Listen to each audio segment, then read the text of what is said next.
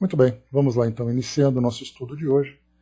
Livro Sexo e Destino, de André Luiz, psicografia de Valdo Vieira e Chico. Nós estamos na segunda parte, iniciando o nosso capítulo número 8.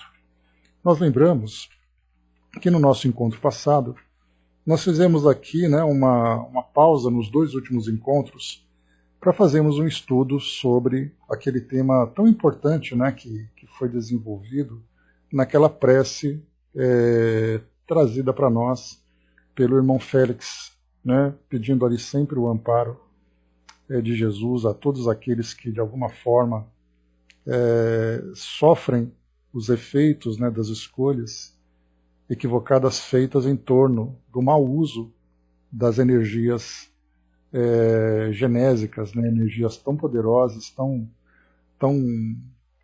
importantes para todos nós, mas que muitas vezes ainda fazemos escolhas por caminhos equivocados. Então merecia, sem dúvida, o estudo que nós dedicamos. Agora então vamos seguindo aqui o nosso tema, capítulo número 8, dando sequência aqui então à história que nós estamos acompanhando. Bom dia, Osmar. Então nós vimos, lembrando, nos nossos encontros anteriores, nós vimos ali então as nossas personagens sendo movimentadas ali em situações diversas, Marita, aqui acompanhamos a desencarnação dela, com Cláudio acompanhando, esse caminho, essa trajetória que ela vivenciava nas duas últimas semanas.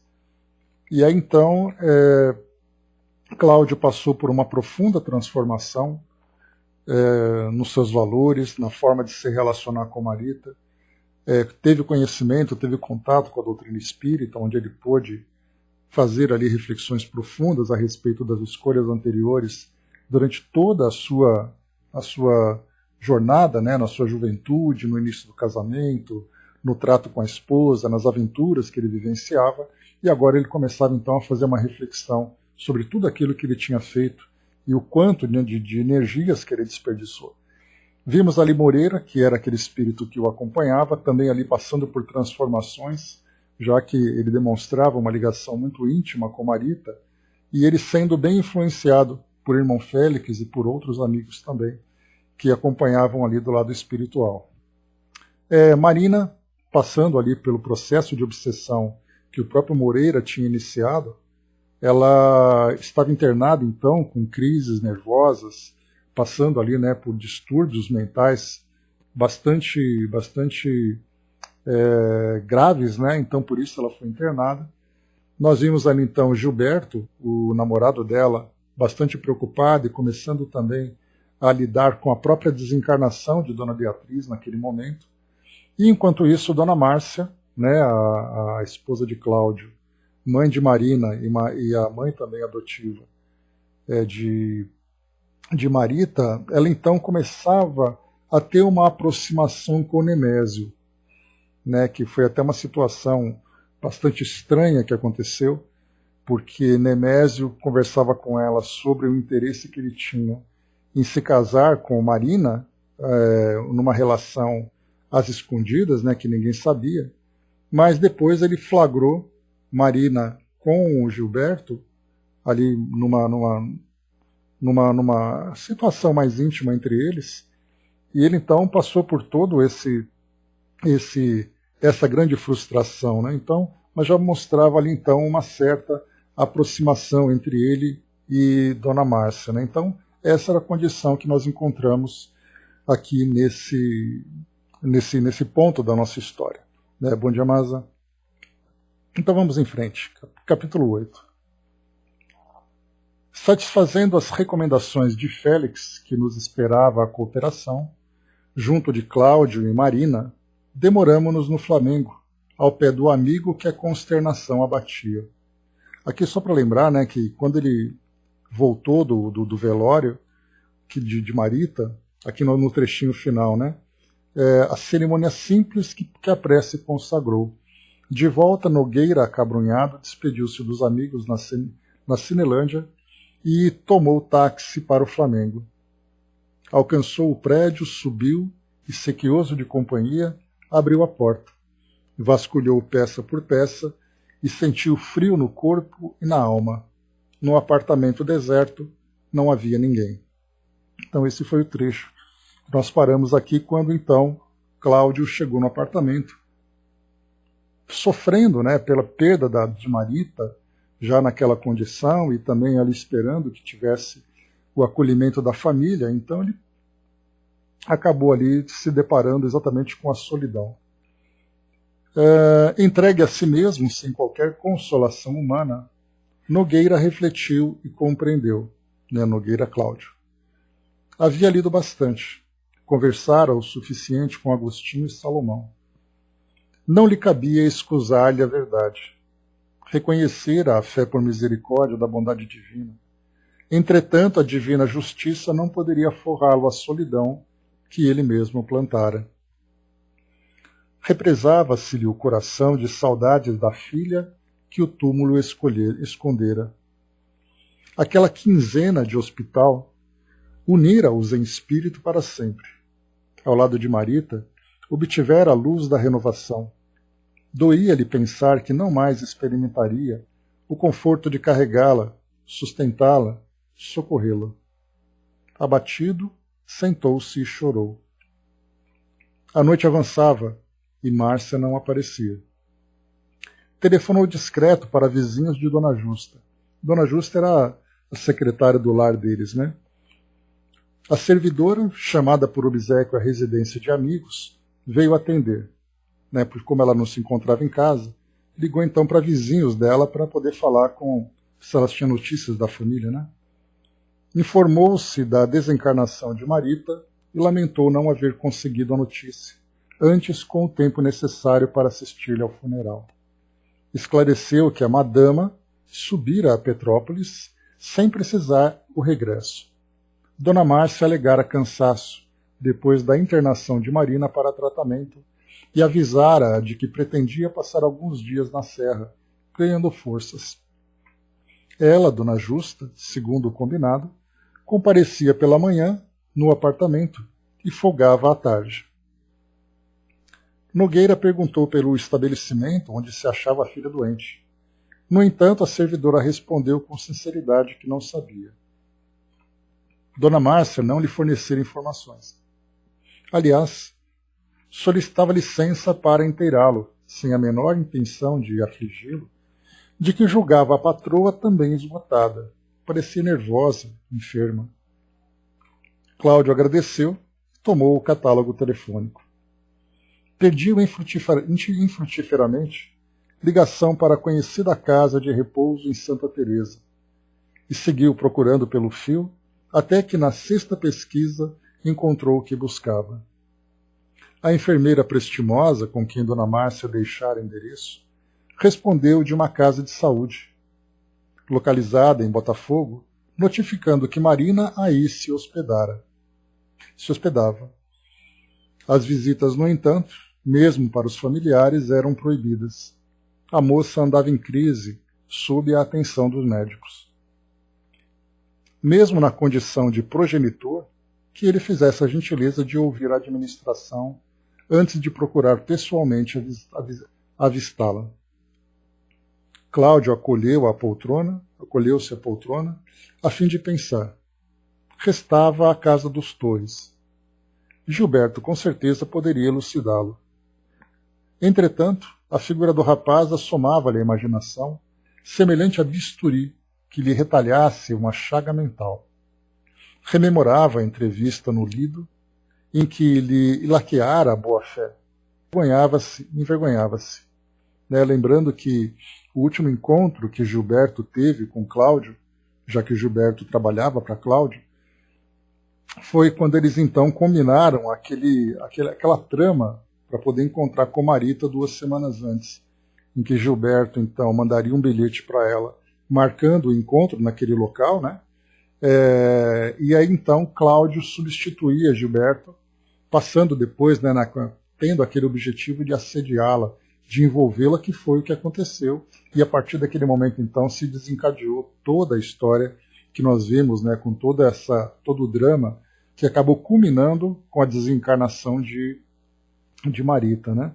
Então o último encontro foi assim, então ele precisaria ligar para esse rapaz para ter alguma notícia de Dona Márcia, né, que ele não sabia onde se encontrava ali. Ou ter notícias, né, de tudo o que acontecia. Meditou, meditou. Examinou-se sem compaixão para consigo e acabou inferindo que, se quisesse realmente apresentar personalidade nova, não lhe cabia isentar-se das consequências que as passadas faltas lhe propunham. Consolidado o raciocínio, não mais vacilou. Recorreu ao fone em escassa esperança de ouvir o rapaz, já que o relógio assinalava mais de 9 da noite, mas o moço atendeu.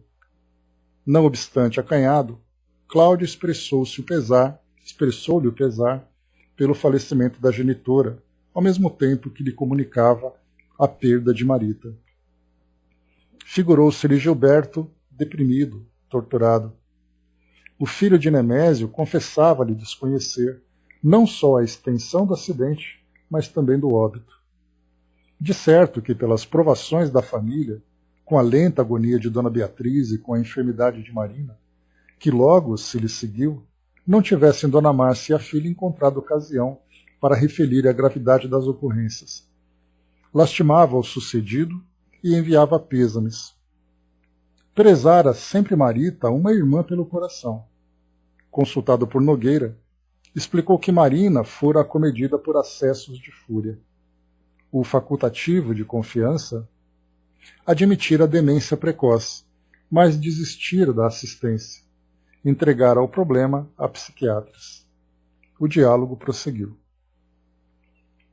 Antecipando justificativas, Gilberto anunciou haver assumido novas resoluções nos últimos dias, quando, no encontro de ambos em Copacabana, estava assim decidido a casar-se mais cedo, desposar Marina e recolher-se à tranquilidade do lar, mas apreensivo ao ver a moça doente qual se achava, o pai, embora reconhecido aos serviços que a jovem lhe prestara, impelira-o à mudança de rumo. O genitor, que se achava ausente em descanso restaurativo, usara franqueza. Não aprovaria o casamento, não considerava Marina suficientemente habilitada para as responsabilidades do matrimônio. Aqui a gente vê uma situação bastante complicada acontecendo. Por que isso mesmo, Angelina? Que bom. Porque Nemésio, né, o pai, quer mais casar por vê-la naquela condição com a saúde abalada e também por recomendação do próprio pai. Agora nós veremos aqui mais adiante, né, se o próprio pai, o Nemésio, tinha também se distanciado de Marina ou era ali algum outro artifício que ele estava usando para afastar o rapaz, para ter esse caminho livre para ficar com ela, né? Apesar de que ele mesmo sofreu choque quando percebeu que o filho também estava envolvido com a jovem, né? Porque o filho não sabia que o pai também tinha essa relação com ela, mas o pai tinha flagrado os dois sem que o filho percebesse. Foi ali então que naquele momento Marina, vendo ali que o pai a flagrou com o filho, acabou depois entrando nesse estado de choque tão profundo, né, tão grave, nesse desequilíbrio tão grave. Então vamos em frente. Além disso, falara-lhe de certas coisas e aconselhara-o a sair do Rio. Sustentá-lo-ia em outra cidade, onde pudesse recomeçar os estudos interrompidos. Ele, porém, Gilberto, compreendia a vida de outro modo, e à face das imposições paternas, sentia-se acabrunhado, vencido. Cláudio aceitou as alegações com humildade e acentuou que ele era ainda continuar refletindo, de vez que casamento em qualquer pessoa reclama liberdade e consciência. Tão sensatas e confortadoras observações formulou, pacificando-lhe o íntimo e clareando-lhe a compreensão para o trato com o próprio pai, que Gilberto se modificou perante aquela brandura inesperada. Supunha ouvir um outro Nogueira, mais velho, mais amigo. Emocionado, agradeceu e chegou a pedir-lhe que não o abandonasse. Verificava-se agora sozinho. O genitor era bom, generoso, mas homem de negócios, cabeça cheia. Sentia a necessidade de alguém que o inspirasse, que lhe estendesse as mãos. Estimaria encontrá-lo, ouvi-lo mais vezes. Percebeu que Cláudio lhe falava em tom de lágrimas, agradecendo-lhe o apreço. Aquilo como lhe insuflava confiança naquele homem com quem se entendera dias antes, mas de modo imperfeito. Então aqui também já vemos uma mudança na relação, né, de Cláudio com Gilberto, agora, né, já tendo aquela relação mais paterna entre os dois, e não naquela relação de homem para homem, pelo menos na intenção de Cláudio, naquele envolvimento com Marita. Né? Então já começou mostrando realmente aqui uma transformação de Cláudio, que refletia na relação com Marita, antes da desencarnação, com a própria relação com a Márcia, com a esposa, porque ele compreendeu que se Márcia se tornar aquela mulher calculista, interessada nos próprios objetivos, essa transformação dela era resultado da postura dele durante toda aquela jornada pós-casamento que eles tiveram. Porque se Márcia era inicialmente uma mulher atraente, uma mulher bonita, por quem ele se apaixonou, logo depois do casamento, quando ela engravidou então de Marina, ele sentia nela, né, aquele corpo deformado, e aquilo provocava um incômodo. E pelas próprias tendências que ele tinha, ele começou então a buscar aventuras fora do casamento. E aí então ela, se sentindo isolada, abandonada, percebendo também esse tipo de conduta, acabou também optando por esse mesmo caminho. Então, na verdade, essa Márcia de hoje é fria, calculista, vaidosa, superficial, na verdade é o resultado da transformação que aconteceu durante todo esse período. Então, quando ele encontrou com ela no hospital, quando ela fez a visita com a filha, na primeira visita com a filha, ela mostrava ali, né, aquela mãe interessada, mas que na verdade trazia ali uma máscara de falsidade. E ele, em vez de repreendê-la ou sentir algo de desprezo pela postura dela, na verdade ele reconheceu nele próprio a culpa, a causa por ela ter se tornado aquele tipo de mulher. Então a gente vai vendo Cláudio mostrando a real transformação dele, e naturalmente, quando essa transformação acontece, ela vai se refletindo em todos à sua volta. Então ele começava a ver a filha de um modo diferente, né? A Marita, no caso, né? Via também Marina, sua outra filha, de um modo diferente. Via o jovem Gilberto de um modo diferente, e Márcia da mesma forma. Então ele começou realmente a mostrar toda essa transformação. E ele se mostrava aqui também bastante sensibilizado com tudo o que aconteceu. Nogueira, submisso, consultou acerca de Márcia, falando ainda com Gilberto, né, pelo telefone. Provavelmente que, em se afastando para Petrópolis, a esposa lhe teria deixado o telefone. Gilberto confirmou. Dona Márcia, ao viajar, solicitara-lhe atenção para Marina. Se a menina piorasse, que fizesse o obséquio de chamá-la incontinente. E, ao expressar-lhe semelhante recomendação, declarara que lhe passava a incumbência, e não ao marido, por sabê-lo ocupado no hospital. De posse das informações, Cláudio agradeceu de novo e repôs o telefone no gancho. Em seguida, confiou-se à meditação. Pelo tom da conversa, o rapaz se alterara de todo. Em tudo que expusera, media as frases. Cerimonioso, desencantado. E que teria desejado dizer com aquelas duas palavras certas coisas? Ele, Nogueira, sentia-se renovado. Entretanto, a experiência do pretérito constituía-lhe o fundo da grande transformação. Não ignorava que a filha se arriscava à dualidade perigosa na aventura afetiva. Então ele conhecia, ele sabia, porque... bom dia, Didman. Porque a relação com Gilberto era uma relação clara, que inclusive ali já tinha planos de casamento, e por outro lado ele encontrava a filha com o Nemésio naquelas boates que ele frequentava, então ele já tinha esse conhecimento da relação dela. Convencia-se de que algo de muito grave teria acontecido. Era bastante maduro para não desconfiar de que pai ou filho houvesse apanhado algum flagrante desagradável. Deduzia que a jovem baqueara, caindo em abatimento, como quem achara nisso a deserção de si mesma. Pensou nela e compadeceu-se. Afinal, não se fizera crente para censurar. Aspirava a compreender, servir. Sabia agora que a obsessão provocava tragédias.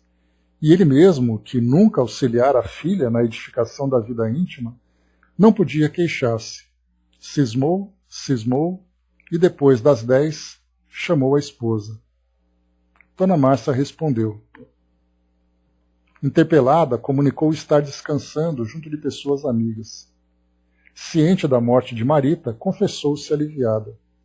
Não a desejava sofrendo o desastre, sobrevivendo ao desastre, deformada como a vira. Alinhou comentários desairosos, fez xiste. Pela inflexão com que se manifestava, o esposo reconheceu-a num dos dias mais infelizes. Sarcasmo em cada sílaba, irritação à mostra. Cláudio apequenou-se, rogou desculpas. Não queria interromper-lhe a excursão. Não conseguia, porém, sossegar-se quanto à filha doente. Se possível, ensinasse a ele o melhor caminho de visitá-la com urgência. Solicitava-lhe o nome dos médicos amigos. Esperava colher-lhe a opinião.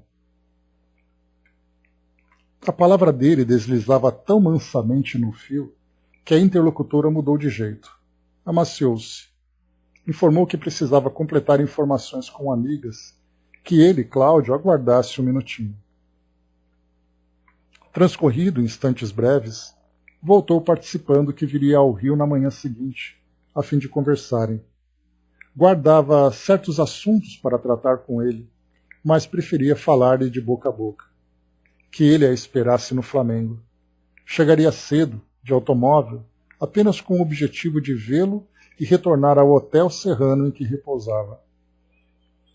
Efetivamente, no dia imediato, antes das 9 da manhã, logo após entender-se com Dona Justa em matéria caseira, viu-se o bancário defrontado pela esposa. Dona Márcia parecia regressar de outro país, adereçada, sorridente. Os cabelos em penteado excêntrico realçavam-lhe a graça, remoçando-a inteiramente.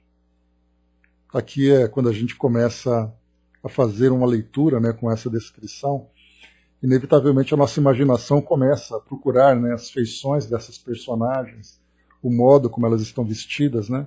Então aqui nós estamos no final da década de 1960, começo de 70, né? Então dá para a gente imaginar daquele período da Jovem Guarda, né? Então, né, daquelas novelas que se passavam, né, na televisão, tipo Estúpido Cupido, né, das motos, aquela coisa toda, né? Então, são essas personagens que nós vamos encontrando, né? Então, essa elegância, esses adereços, né? Então é bem interessante a gente tentar visualizar, né, o modo como ele vai descrevendo para nós aqui com tanto primor, né? Harmonizava-se a maquiagem com o róseo do vestido novo. O porte se lhe erguia nos sapatos de salto alto, com a esbelteza da cegonha jovem, quando caminha descuidada em campo livre. Exibia cores, destilava perfumes. Contudo, a flor humana em que se metamorfoseava não escondia para nós as larvas que a carcomiam. Jazia Dona Márcia assessorada por pequena corte de vampirizadores desencarnados que lhe alteravam a cabeça. Né? Então, se aqui, até esse momento, nós tínhamos ali aquele quadro desenhado dentro daquela família, em que Cláudio, né, vivia suas aventuras e tinha companhia de Moreira e, eventualmente, daquele outro colega, nós encontrávamos Dona Márcia também vivendo toda a sua superficialidade e também ali vivendo os seus interesses, né, para alimentar ali a sua vaidade. Tínhamos também Marina vivendo essas duas relações. O que André Luiz trouxe para nós até agora foi ali a relação com Cláudio e Moreira nesse processo de obsessão e de vampirização. Agora aqui a gente já começa a encontrar que a postura de Dona Márcia naquele modo de viver, naquele estilo de vida que ela adotou, e também ali até pelos valores que ela estava cultivando, isso não ficaria impune. E agora a gente começa a ver aqui então, não apenas um obsessor, mas uma corte de vampirizadores que a acompanhavam exatamente pelas escolhas que ela fazia. Vamos lá então. Mesmo à nossa frente, que nos acostumáramos a identificá-la por matrona difícil, mas ajustada ao lugar que as conveniências lhe indicavam, surgia quase irreconhecível. Metalizara-se-lhe a voz, o olhar fizera-se mais frio. De entrada, cumprimentou o marido e Dona Justa com ademanes de protetora complacente. Ajustou-se Nogueira. Não compreendia. Padeciam em casa a provação de uma filha morta e outra enferma. Por outro lado, Márcia pelo fio, anunciara-se esfaldada. De que maneira se amoldava a uma excursão assim festiva? Instintivamente recordou Gilberto preocupado com certas coisas, e que a própria esposa, prometendo-lhe certos assuntos, e apreensivo perguntava-se que sucessos ocultos se lhe vedavam ao coração. Né? Então aqui o que André Luiz trouxe para nós também de interessante, quando ele coloca, né, contudo, né, nesse trecho anterior, né, contudo, a flor humana em que se metamorfoseara não escondia para nós as larvas que a carcomiam.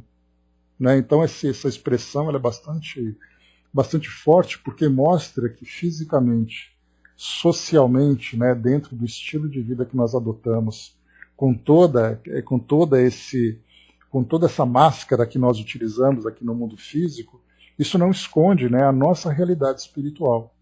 E aqui mostrava uma mulher elegante, uma mulher com aquele porte sofisticado, com todos aqueles adereços e aquela beleza física que ela tanto exibia. Na verdade, por dentro, ela se mostrava alguém ali, né, sofrendo, né, toda essa influência e essa transformação que ela própria não percebia.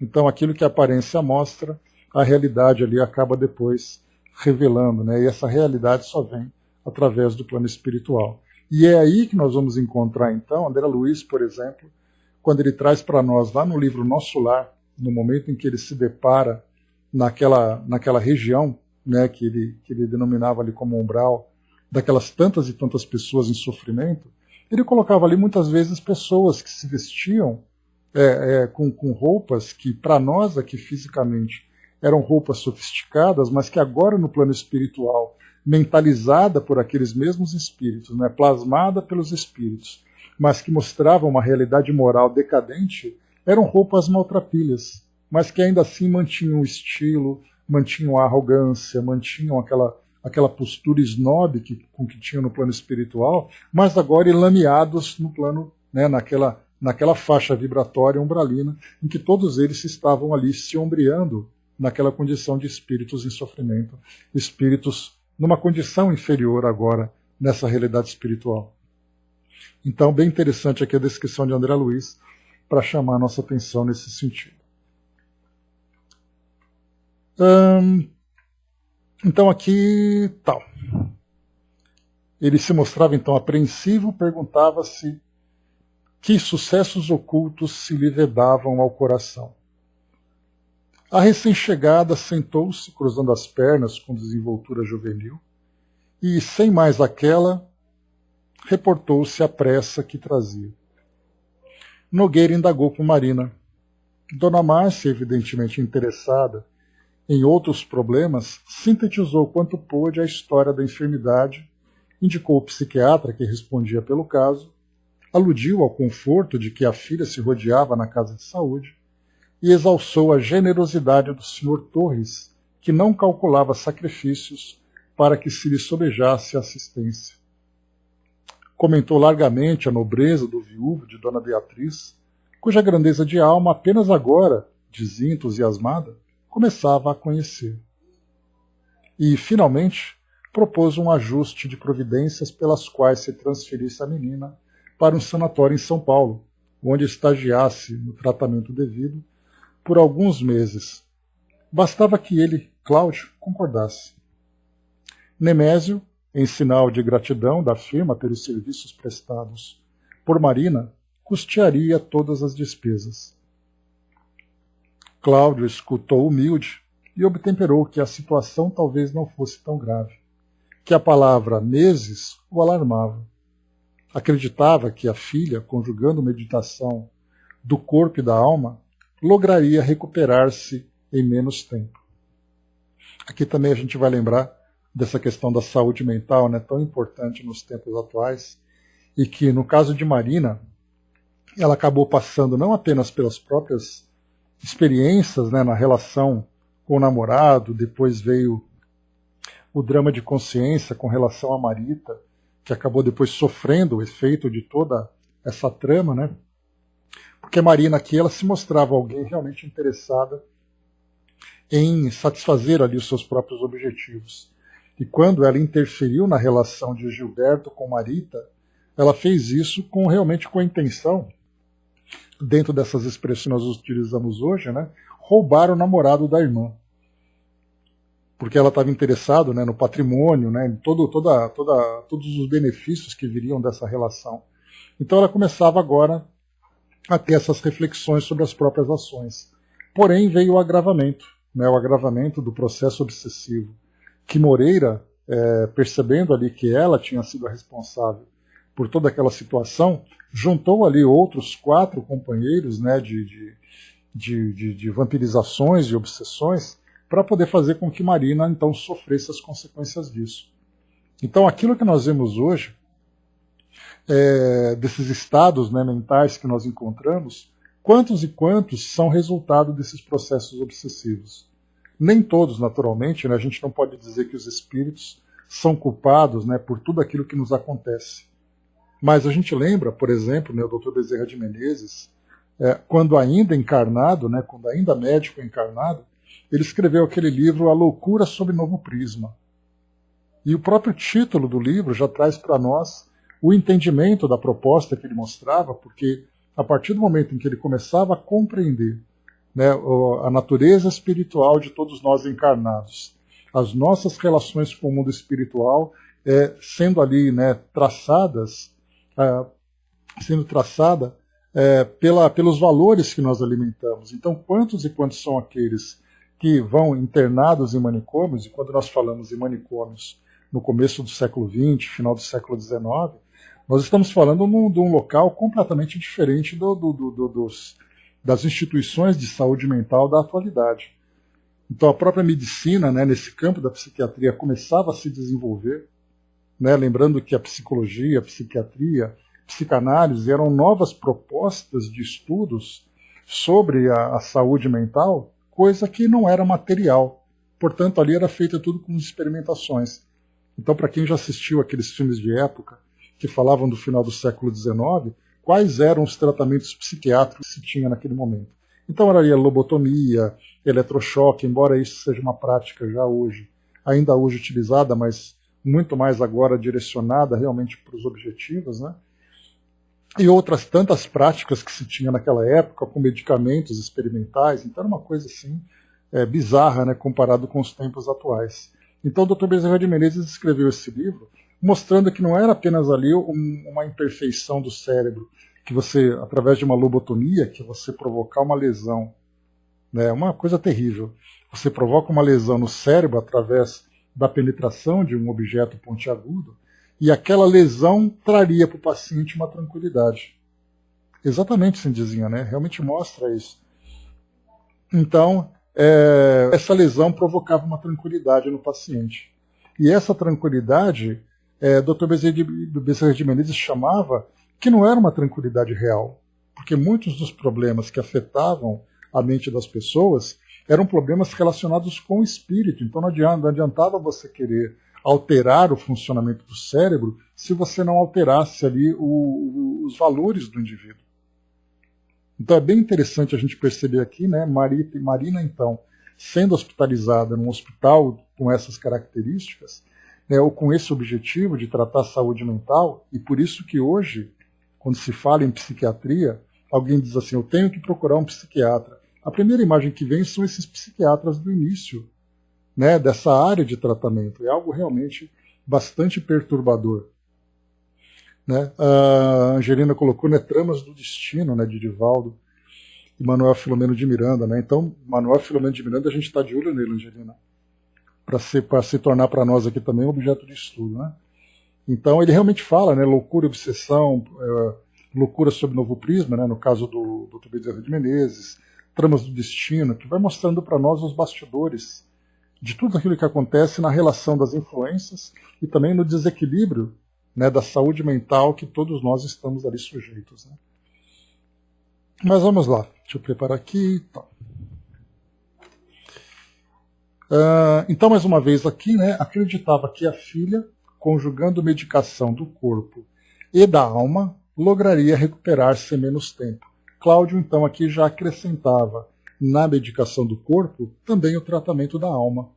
Isso em virtude do conhecimento, então, que ele tinha alcançado, agora com o conhecimento da doutrina espírita. Argumentou sensato. Demonstrou, sem afetação de virtude, que não lhe seria lícito abandoná-la.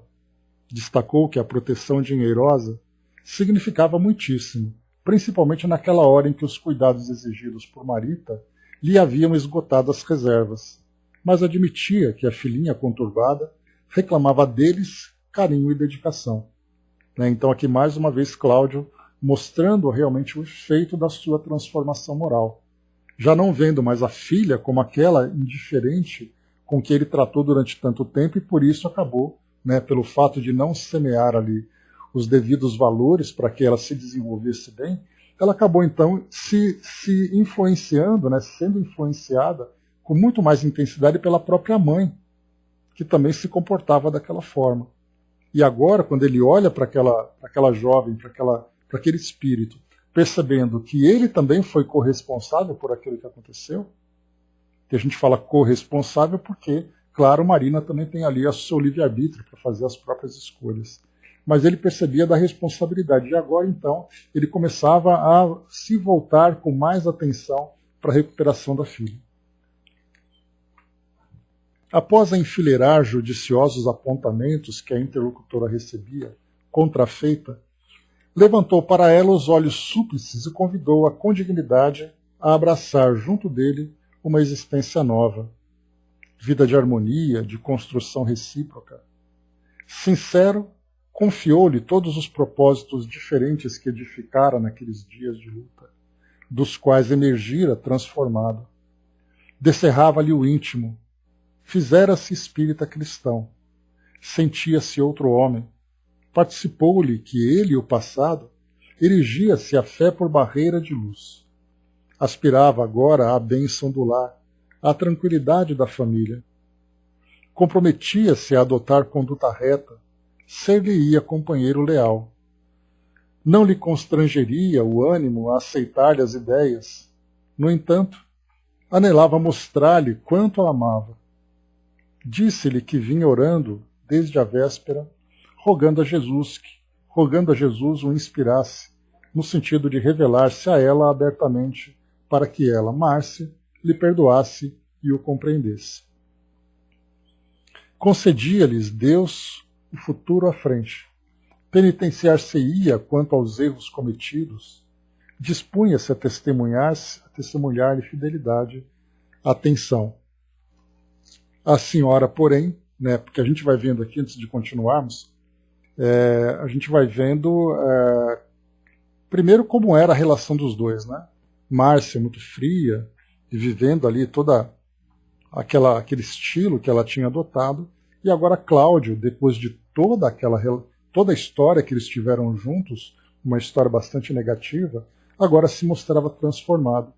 No momento então que ele começava a conversar com ela, tendo, né, abrindo o coração e trazendo toda essa sinceridade, essa nova proposta de vida, já dá para a gente imaginar qual é a reação dela.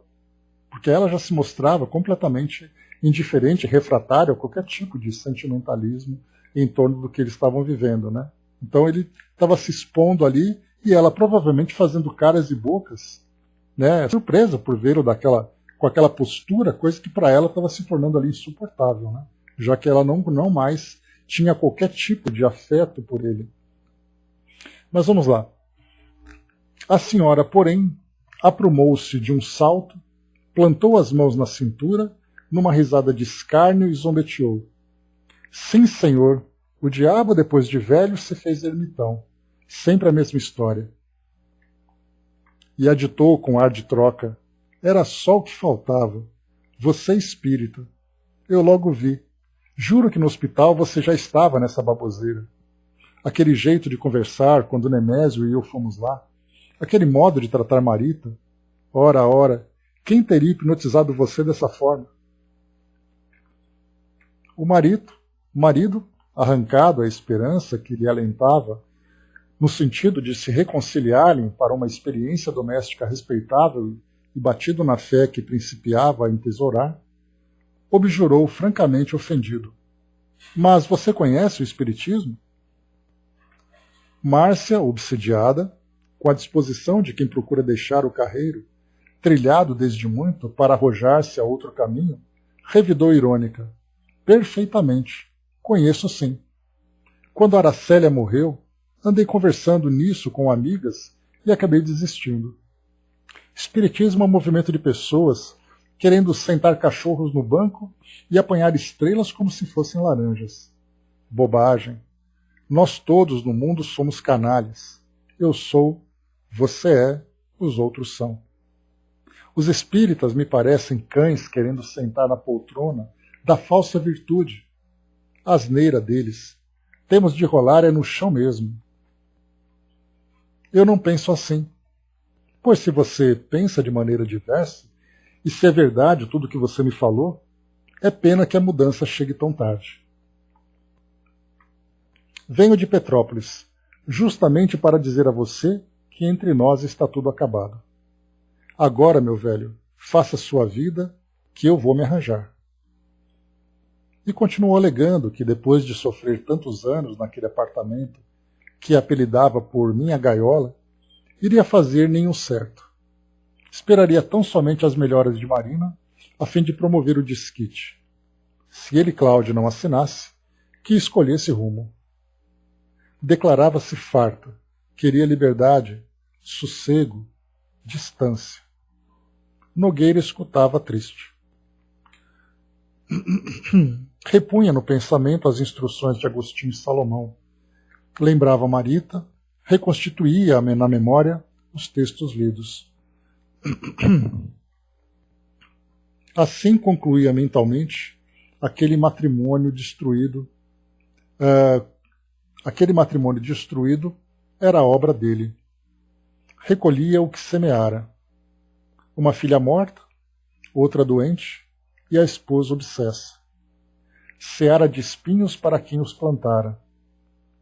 Fitou Márcia aplicada ao sarcasmo e reconheceu que ambos eram comparáveis a dois náufragos na viagem do mundo, com a diferença de que ele aceitara o refúgio no salva-vidas da fé, ao passo que ela preferia mergulhar no desconhecido. Por minutos amargos ouviu-lhe pacientemente os remoques, até que o homem antigo ressurgiu nele. Impossível aguentar tanto insulto, monologou de si para consigo.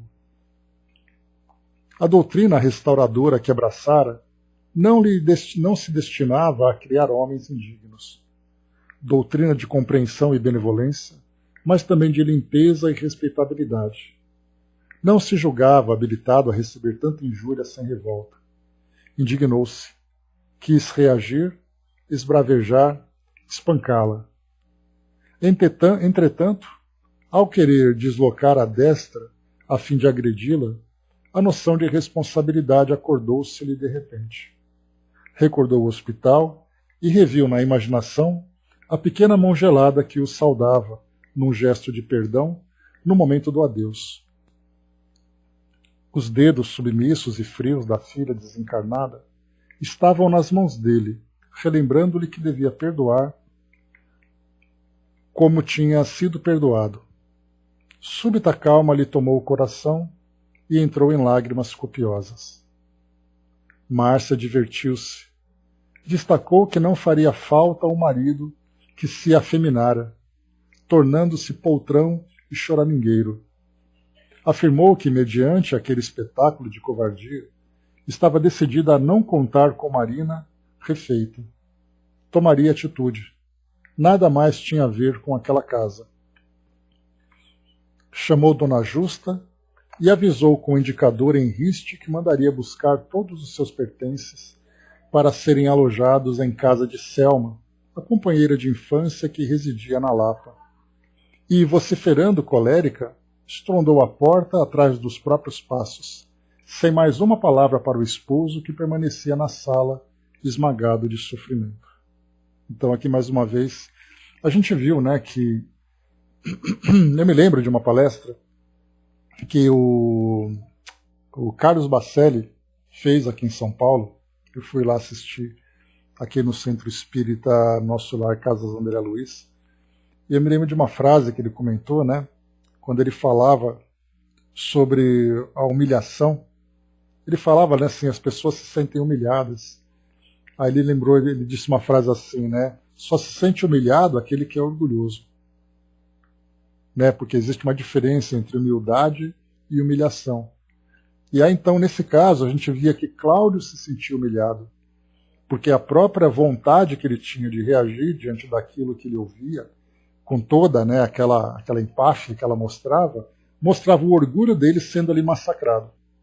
Mas ao mesmo tempo ele foi ali então renovado pela lembrança de ter sido perdoado por Marita ali no momento da desencarnação dela, fazendo com que ele se controlasse. Mas por dentro a gente via que todo esse sofrimento dele era exatamente ali a dor do orgulho ferido e, mais do que isso, a culpa recaindo sobre ele. Porque ele percebia que tudo aquilo que era dito nada mais era do que resultado daquilo que ele próprio semeou, como nós vimos anteriormente.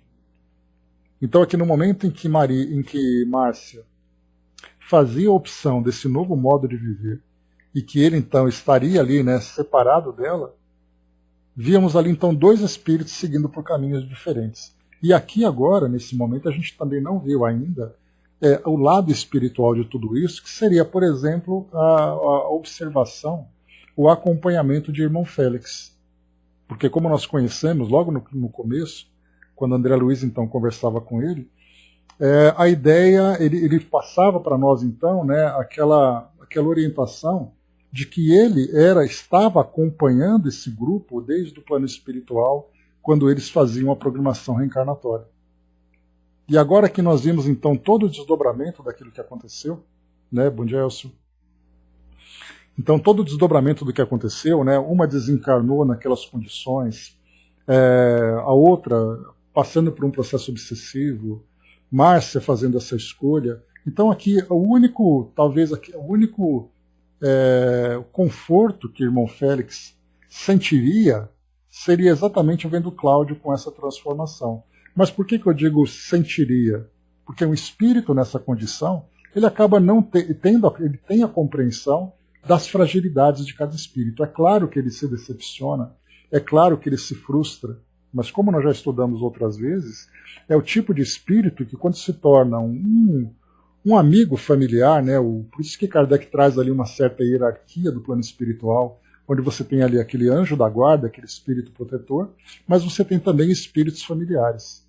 Nesse caso aqui nós temos o irmão Félix como sendo um desses espíritos familiares, que acabou então se comprometendo com esse grupo em acompanhá-lo e ajudá-lo no seu destino. E aí então ele via, né, com toda a tristeza, né, com toda a decepção, os caminhos que cada espírito tomou desse grupo. Mas ao mesmo tempo compreendendo que isso fazia parte do projeto. Porque quando se faz uma programação reencarnatória, os espíritos então no plano espiritual, eles estão ali sob a influência de vibrações que vão trazer para eles ali um certo equilíbrio, uma certa lucidez para tomar as decisões. Mas isso não muda a natureza desses espíritos. Então aquele espírito que teve no passado, e nós imaginamos, né, para esse grupo ser o que é, está ligado nessas condições, a gente pode imaginar como foi a existência anterior de cada um deles. Quem estava vinculado com quem tinha esse comportamento com o outro, e agora todos eles juntos no mesmo grupo. Quando eles trouxeram então do passado essas mesmas tendências, elas não, o momento da transformação, ou melhor, o momento da programação, não decretava o fim daquelas pessoas naquela condição de homens velhos ou de espíritos velhos para espíritos novos.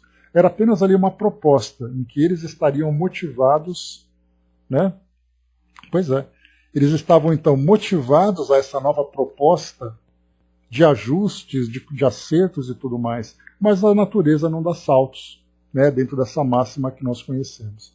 Assim que todos nós, e isso serve também para nós, que no passado nós tínhamos um comportamento, tivemos ali a nossa proposta reencarnatória, analisando ali todas as lições que estariam ali à nossa disposição, e agora nós estamos aqui vivendo nossas existências. Fizemos escolhas positivas, mas continuamos ainda fazendo escolhas negativas, porque não passamos por essa transformação de uma hora para outra. E aqui agora então nós vemos esses mesmos espíritos, cada um por um caminho diferente, não porque eles se tornaram assim, mas porque eles simplesmente deram continuidade naquilo que eles já eram.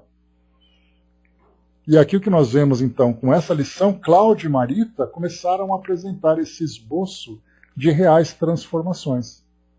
Enquanto que Marina se mostra estagnada naquela condição de doença em que ela se apresenta, e Dona Márcia, da mesma forma agora, doença da alma, influenciada por esse processo de obsessão. Mas todos eles então trazendo em suas bagagens aquilo que eles mesmos vivenciaram de experiências no passado. Então ninguém se transforma de uma hora para outra, mas vai se transformando com grande esforço. E é claro, né, que a gente lembra que essas transformações, a gente vai lembrar que Emmanuel, né, quando ele comentava com o Chico a respeito da pergunta que foi feita a respeito de Hitler, né? Quantas encarnações Adolf Hitler demoraria para poder se transformar? A resposta de Emmanuel foi uma só se ele quisesse. Né? E só que esse quisesse vai depender do quê? De uma força que nós ainda não temos. Então, pela nossa natureza, as transformações vão acontecendo de um modo gradual. O que a gente pode considerar são aquelas transformações que ocorrem com mais lentidão ou aquelas transformações que são mais aceleradas. Mas não podemos esperar simplesmente um salto, como se nada acontecesse, né? Como se nada interferisse nessa transformação. E as tendências que nós trazemos são tendências muito bem enraizadas, tendências muito profundas, que precisam ser ali podadas gradualmente até o momento em que a gente realmente alcança essa transformação. E é por isso que nós lembramos sempre, quando nós estudamos a respeito desse processo que o nosso mundo vem vivenciando de transição planetária, saindo de mundo de provas e expiações para um mundo de regeneração, não é simplesmente você sai de um cômodo, apaga a luz e passa para o outro. É um processo longo que vai acontecendo e nós podemos esperar ali algumas gerações em que nós estaremos fazendo parte dessas gerações, vivenciando essas mudanças. Então, para estarmos no mundo regenerado, podemos esperar aí alguns séculos pela frente, em que nós teremos ali algumas reencarnações e nessas reencarnações adquirindo novos conhecimentos, fortalecendo novos valores, transformando as nossas imperfeições, para que então, através dessas transformações individuais, nós vejamos um mundo diferente. Como cada um, então, ali está vivenciando a sua própria história, e cada um ali tem a sua própria força de transformação, alguns mais potentes, outros menos potentes, então, quando todos nós nos transformarmos e atingirmos esse equilíbrio em que todos já terão quitado os seus débitos anteriores, aí sim o nosso mundo poderá vir como um mundo transformado. Então não esperemos, né? Porque nós temos ouvido falar muito disso atualmente, ouvido falar, sobre ali a data limite, né? A data em que o nosso mundo vai se transformar. Na verdade, não é o mundo que vai se transformar, são as pessoas que se transformarão. E olhando a realidade que nós vivemos hoje, como cada comunidade, cada sociedade tem vivido no nosso mundo hoje com seu comportamento, a gente vê que é um processo ainda de algumas etapas que precisam ser alcançadas ainda, com muito esforço e com muita dor ainda, infelizmente. O Elcio colocou, né, ninguém é perfeito, mas a procura passa pela nossa transformação, educação, ou seja, depende da nossa ação constante no bem, né? E o esforço contínuo, né? Esse que é o mais importante também. André colocou, quando vejo essas transformações, me lembro de Paulo, Antônio de Aquino, Francisco de Assis. Mas logo depois entendo que são espíritos muito especiais. Como não sou especial, terei muita estrada para percorrer, mas não vai percorrer sozinha, viu, André? Você vai estar sempre muito bem acompanhada ou mal acompanhada por todos nós ainda. Né? Mas a gente percebe assim que no caso desses espíritos, né, como você descreveu, né, como Paulo, como Francisco, Antônio de Aquino, Francisco de Assis, como Santo Agostinho, né, e tantos outros indivíduos, na verdade eram espíritos que traziam ali as suas provas, que inicialmente se desviaram, mas depois, num determinado momento, com despertar, eles retomaram aquilo que eles vieram fazer. Porque quando a gente olha o passado desses espíritos, nós vemos ali caminhos bastante equivocados. Mas no momento em que eles despertam, nós vemos ali um salto significativo. Então, na verdade, não foi a transformação do mal para o bom de uma hora para outra. Eram as influências, né, e as tendências que eles apresentavam, mas que depois vinha exatamente a própria proposta que eles mostravam. Né, essa grande conquista que eles alcançaram. Essa encarnação, para mim, está sendo um grande degrau de possível superação, né? Todos nós, com toda certeza. Vamos lá, como eu falei para vocês, né, de repente essa pode ser para nós a primeira vez que nós temos contato efetivo com a doutrina espírita. Ou muitas vezes é o primeiro contato de fato com a doutrina. Né? Então, assim, se nessa primeira etapa nós já estamos tendo, né, esse despertar, essa conscientização, para nos ajudar tanto aqui na superação das imperfeições, na próxima, então, vai ser cada vez melhor, depois cada vez melhor e cada vez melhor. Então, se faltava ali um impulso, esse é o momento de transformação de fato. A Angelina lembrou, né, do baobá, que tem raízes enormes, né? A moreira, raízes pequenas, tal somos nós. Pois é. Então, assim, somos ainda aquelas plantas, né, com raízes ainda muito superficiais.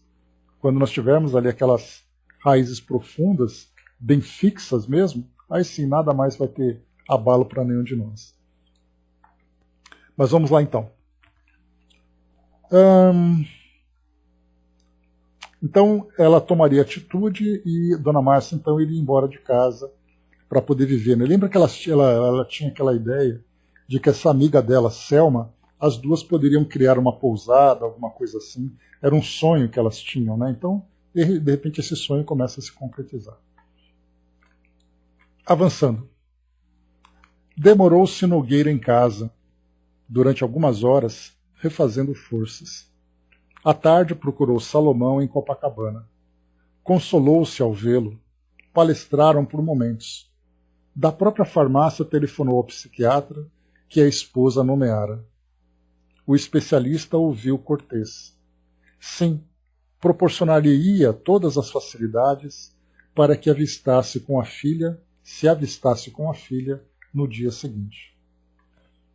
Cláudio agradeceu e, encerrando a ligeira conversação pelo fio, rogou a Salomão 1 minuto de entendimento em particular. Atendido, solicitou ao amigo que o auxiliasse através da oração em benefício da outra filha, que supunha obsediada, relacionando-lhe o problema de modo sucinto. Salomão reconfortou-o. Possuía companheiros diversos, dedicados à desobsessão. A todos solicitaria socorro, junto aos benfeitores que lhe supervisionavam as tarefas no plano espiritual. A seu turno, consagrar-se-ia ao caso, imbuído da melhor confiança.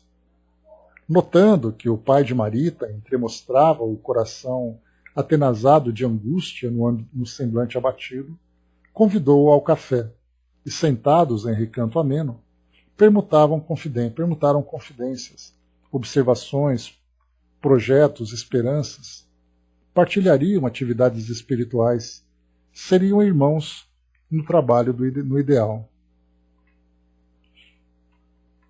Nogueira retornou aliviado ao Flamengo e na manhã imediata estava a postos em Botafogo. No horário marcado, ganhou o recinto a que Marina foi trazida. Afligiu-se em lhe verificando a depressão. Emagrecera, desfigurara-se. Por fora, o alinhamento de si mesmo. Entretanto, através dos olhos, despedia a alma incendiada de angústia. Comovi-me não apenas ao abraçá-la, mas também ao notar Moreira rente, esmerando-se na execução do que prometera. Lembrando que, assim que Marita desencarnou, e Moreira era aquele que sustentava, né, fluidicamente, enquanto era necessário, no momento em que ela desencarnou, Moreira se mostrou bastante entristecido, porque a função nobre que ele desempenhava naquele momento terminava, porque Marita desencarnou e então voltaria à sua rotina, né, como um espírito errante de fato, né, sem nenhuma proposta proveitosa para a sua existência. Mas o irmão Félix, né, que era ali o mentor de todo o trabalho que se desenrolava, fez um pedido para ele, que ele poderia continuar sendo bastante útil.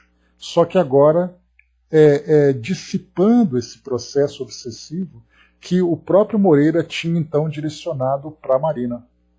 E aí então, envolvido, né, por esse otimismo de ser acolhido, de se sentir útil, ele então aceitou essa incumbência de desfazer essa relação, esse vínculo, que aqueles espíritos que ele tinha incumbido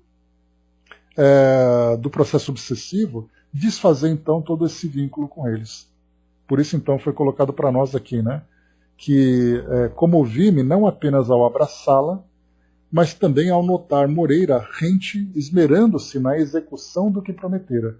Então a visita que eles fizeram a essa casa de saúde, né, Cláudio estava lá, talvez junto com Salomão e tudo mais, com o médico, mas também em espíritos, né, André Luiz e Moreira ali juntos.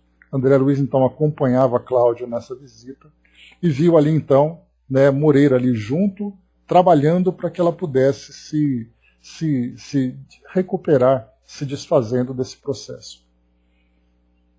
Enquanto o amigo se guindara à condição de enfermeiro, me acolhia fraterno. Enquanto o amigo que se guindara à condição de enfermeiro me acolhia fraterno, a jovem enleara-se ao pai numa explosão de lágrimas. Sentaram-se. A enfermeira deixou-os a sós e Marina perguntou pela mãezinha. Por que não viera? Por que a desprezava? Por quê? Por quê?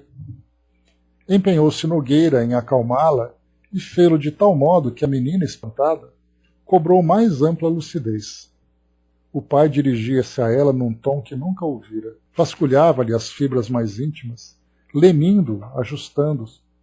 Falou-lhe de forças imponderáveis à maioria das pessoas. Reportou-se a inteligências desencarnadas que se imanizam às criaturas em perturbação, agravando-lhes os desequilíbrios. Persuadiu-a quanto à obrigação de acatar as instruções médicas, que for iniciado nos júbilos da prece, desde o acidente que lhes arrebatara Marita, de cuja desencarnação a inteirou com afetuosa cautela. Transmitir-lhe-ia oportunamente as instruções que recebera de amigos acerca da reencarnação, do sofrimento reparador, da obsessão e do intercâmbio espiritual. Estudariam juntos e acrescentou piedoso, mesmo que Márcia não quisesse. Que ela, Marina, guardasse paciência, calma, inspirando confiança naqueles que a tratavam. Dissesse a ele, pai renovado pela fé, o que mais a preocupava.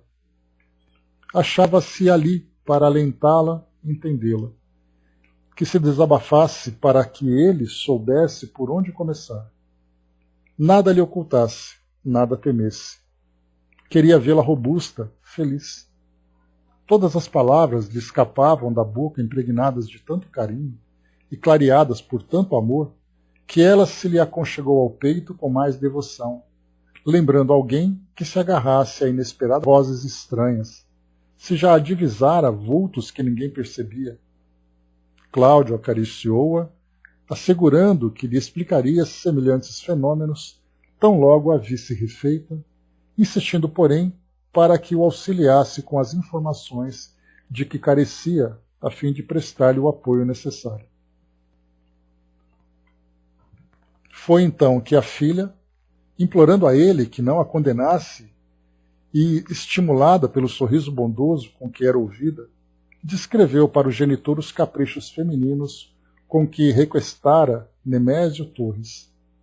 ele amadurecido, ela quase criança. Contudo, ensoberbia-se ao reconhecê-lo chefe e vassalo. A princípio, os passeios alegres, o dinheiro a rodo, por motivos de atração. Contou como Nemésio, cativo, deu para escravizá-la. Historiou a noite em que ele a embriagara, de propósito, quando lhe despertou nos braços, dentro de uma casa rústica em São Gonçalo, que até então não conhecia. Desde essa época, se lhe fizera companheira, entrando a instâncias dele para o serviço de Dona Beatriz, para que a tivesse sempre à mão. Apaixonara-se por ela. Repetia-lhe declarações, aspirava a desposá-la assim que a viuvez sobreviesse naturalmente. Mas Gilberto aparecera, e por mais lutasse contra si próprio, não conseguiria controlar-se. Desde o primeiro encontro, adivinhou nele o homem com que sonhava. Pintando as emoções ao vivo com todas as tintas de realismo que o delírio lhe punha nas palavras, confessou que o provocara, afastando-o deliberadamente da irmã, e copiou-lhe a iniciativa. Numa noite de farra, impeliu-o a exercer-se, a exceder-se no uísque, e ao tê-lo inflamado, conduziu-a pela mesma ao quarto de que dispunha no lar de Torres, a título de fazê-lo descansar, para entregar-se a ele, sem qualquer noção de vigilância ou censura. Ao acordar, induzira-o a crer-se responsável pelo futuro.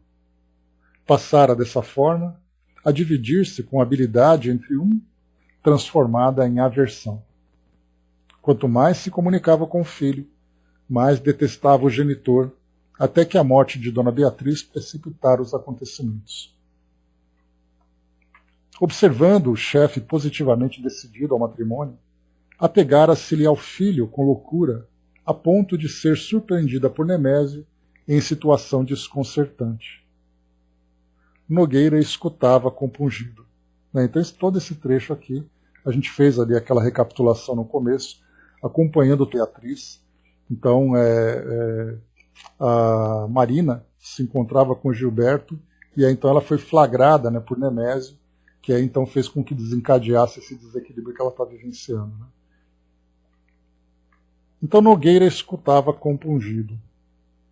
Detinha a impressão de tomar contato com os familiares pela primeira vez em toda a vida. E aqui é bem interessante que ele coloca, né? Porque ele se abriu com tanta profundidade com Márcia, que mesmo ali sendo rechaçado, conversa tão sincera e tão definitiva. Da mesma forma com a filha agora, em que ela, confiando no pai, abriu o coração para contar a sua história, toda a sua experiência, por mais constrangedora que fosse, e ao mesmo tempo também, depois, revelando-se, né, quando o fato dele ser pai legítimo de Marita, e depois ali então, por toda aquela aproximação com ela, então de fato aqui, né, detinha a impressão de tomar contato com os familiares pela primeira vez em toda a vida. Então, foi uma situação extremamente dolorosa, não tenhamos dúvida, mas realmente a primeira vez que ele se sentiu assim. Machucado ainda pelas considerações de Márcia, ignorava agora quais as feridas que mais lhe doíam na alma, se as que a insensibilidade da esposa lhe abrira no espírito, se as que se lhe eram produzidas nos tecidos do coração pelos segredos da filha padecente. Repetiu que anelava libertar-se de Torres pai, ansiando casar-se com Gilberto, ser-lhe a esposa no lar, compreendê-lo, torná-lo feliz. E aí então aqui a gente lembra que Cláudio já tinha, pela informação de Gilberto, interesse nela, né? Então, mais situações aí vindo pela frente. E para a gente finalizar, Cláudio prometeu cooperar, destacando, no entanto, a necessidade da saúde primeiro. Contudo, o doloroso relato imprescindível sorver-se o cálice até a Lia. Em frases entrecortadas de soluço, Marina cientificou-se de que fora visitada ali mesmo por Nemésio 4 dias antes. Acentuou que o chefe se prevalecera da intimidade e lhe asseverara que não acederia ao filho de modo algum, que a esperaria para as segundas núpcias e que manteria todos os compromissos formulados anteriormente no sentido de enobrecê-la no casamento e beneficiar-lhe toda a família, se ela abandonasse o rapaz que ele, na qualidade de pai, pretendia remover para o sul. Porque respondesse claramente que não renunciaria a Gilberto, implorando-lhe perdão e que a tratasse por filha, revoltara-se ameaçando-a. Se o preterisse, matá-la-ia. De continuar fingindo por mais tempo. Amava Gilberto, queria sarar, viver com ele e por ele. Nemésio rira, mordaz, acentuando que ela lhe pagaria a desconsideração que jamais lhe permitiria a felicidade junto daquele filho, que passara a odiar e que, para humilhá-la, assintosamente conquistara as atenções de Márcia, em resistência, decidindo-se a levá-la para Petrópolis em substituição dela mesma. Deixa eu só ver aqui quanto que falta para a gente terminar aqui. Está acabando já. Cláudio ambicionava crer que a jovem tresvariava, mas a lembrança da esposa transtornada comprovava o que ouvia e, quanto a mim, recolhia de Moreira a devida confirmação. O enfermeiro, em breves palavras, deixava-me saber que chusmas de espíritos perturbadores, após a desencarnação de Beatriz, lhe haviam arrebatado o marido, explorando-lhe as energias genésicas. Nogueira percebeu a gravidade do problema. No entanto, ao término da entrevista, reconfortou a filha, descortinando-lhe a paz e esperança à mente atormentada. Recomendou-lhe trabalho, confiança, paciência e controle, a fim de recuperar-se mais depressa, e garantiu-lhe que se entenderia com Márcia e com ambos os Torres para que os planos da felicidade futura fossem concretizados em harmonia. Marina recebeu-lhe a despedida, a sorrir confortada, patenteando sinais de melhora, mas em se revendo na rua, Cláudio entrou em prece e, reconhecendo-se no prelúdio de provas amargas, comprimiu a destra de encontro ao peito, alanceado como quem trazia da visita espinhos de fogo a lhe requeimarem o coração. Então aqui nós terminamos, né, o capítulo número 9, vendo agora aqui, né, quando a gente acha que as coisas vão se acalmar nesse grupo, vem ali uma novidade e traz para nós ali mais um susto, né? Então vemos ali agora, né, não apenas obsessores desencarnados, mas vemos também ali um obsessor encarnado junto dela, que era o próprio Nemésio, né, que buscava ali então, se não fosse possível essa união, que viria então ali depois o assassinato, né? Então veremos ali no próximo encontro mais um pouco dessa história. E é isso, meus amigos, encerrando por aqui então o nosso trabalho. Acompanhamos aqui um pouco mais dessa trama tão complicada, e é bastante interessante que a gente vê, né, quantas e quantas famílias se prendem nesse mesmo tipo de experiência.